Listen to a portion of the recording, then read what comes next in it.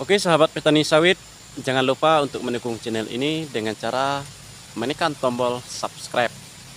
Baiklah sahabat petani sawit, buat para petani sawit yang sudah terlanjur atau sudah terlanjur menanam pohon kelapa sawit menggunakan bibit cabutan.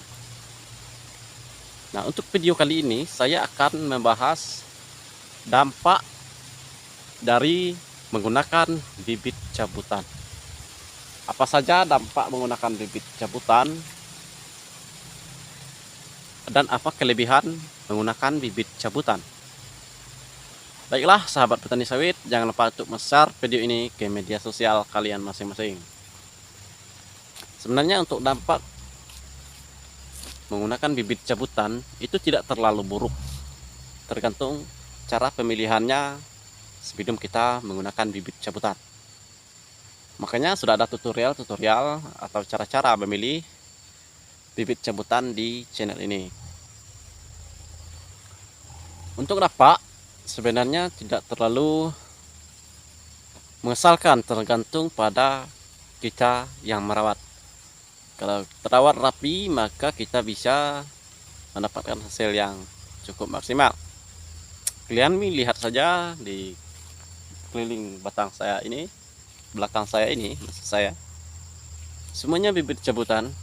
Dari dulu itu saya hanya menggunakan bibit cabutan, tapi bibit cabutan ini sudah termasuk lumayan cara pemilihannya. Masalah batang pun tidak terlalu kalah, dan itu pun tergantung pada perawatan. Utamakan bersih dan pupuk, dan juga jangan ketinggalan untuk memproning. Kalau sudah terlalu gondrong, nanti perkembangan buah di atas tidak bisa tumbuh kembali. Dampak pertama menggunakan bibit cabutan itu, kalau sudah panen, buahnya sudah panen, biasanya kebanyakan pelepahnya itu keras. Banyak pelepah yang keras dan pendek. Warna pun pelepah biasanya kebanyakan warna kuning pangkalnya putih. Tetapi tidak semuanya itu keras dan tidak semuanya itu kuning. Kalau masalah buah, kelebihannya yaitu berat dan besar-besar. Itu kelebihannya, berat dan besar-besar. Digunakan pojok saja itu keras, terasa kerasnya. Itu berbeda dengan bibit unggul. Kelemahannya, kalau bibit cabutan memang berbeda dengan bibit unggul. Kalau bibit unggul itu kita panen bisa per batang, per pokok ya, itu bisa panen satu janjang saja, 1 hingga 2 paling banyak. Tetapi kalau untuk buah sawit yang bibit cabutan, itu kelemahannya ada pada saat dia banyak berbuah, sering terjadi masak sendiri. Saya pun bingung kenapa sering terjadi masak sendiri. Semuanya kalau keluar 6 sering masak semua. Paling yang tinggal 2, 1 saat musim. Itu saat musim banyak terjadi seperti itu, masak serentak. Entah karena pupuk, entah karena apa, saya tidak paham. Entah mungkin karena bibitnya itu sering masak serentak. Berbeda dengan bibit cabutan. Kalau bibit cabutan paling banyak masaknya itu 3, itu sudah banyak. Biasanya seperti itu, hanya 3 janjang masak. Tetapi dia rutin, setiap putaran panen ya ada. Kalau bibit cabutan kadang-kadang kosong. Nah, tetapi kalau bagi saya bibit cabutan kelebihannya itu, kita itu panennya termasuk cepat ya. Kenapa dibilang cepat?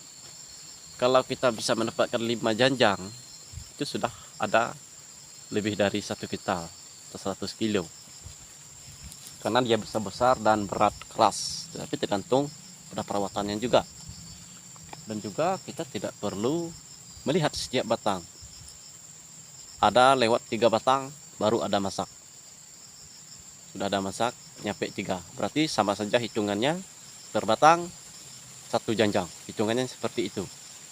Itulah kelebihannya bagi saya menggunakan bibit cabutan. Dan juga itu sering terjadi rontok pangkal, dahan pelepahnya yang di bawah itu cepat rontok seperti ini. Jadi dia kayak batang kelapa, cepat, masih pendek saja sudah banyak yang rontok. Nah, itu kekurangannya, memang cepat rontok. Dan juga terkadang itu dengan penyakit kebanyakan penyakit tajuk, itu terkena penyakit tajuk seperti keriting. Penyakit keriting itu kalau bibit cabutan memang sudah khas, banyak yang terjadi. Kalau masalah buah cengkeh atau buah jantan itu masih, kalau tahu cara pemilihannya itu pas saat kita memilih bibitnya dulu, itu bagus. Bahkan 99% tidak ada yang buah jantan atau buah cengkeh. Tetapi yang sering terjadi pas umur 1 tahun, dia sering terkena serangan hama keriting. Itu yang sering terjadi, hama keriting. Kebanyakan seperti itu kalau untuk bibit cabutan. Kalau untuk bibit unggul, perasaan masih ada juga yang terkena hama tajuk atau daunnya keriting. Untuk bibit unggul ada juga, tetapi tidak parah, tidak separah bibit cabutan. Karena bibit unggul kan memang sudah terpilih, sudah masuk ke laboratorium, tidak sembarangan orang memilih bibit unggul. Kalau bibit cabutan kita ambil langsung tanam, jadi tidak tahu apakah itu mengandung banyak penyakit ataukah tidak. Itulah kelebihan, kekurangan bibit cabutan. Kalau masalah buah tidak kalah, tergantung pada perawatan.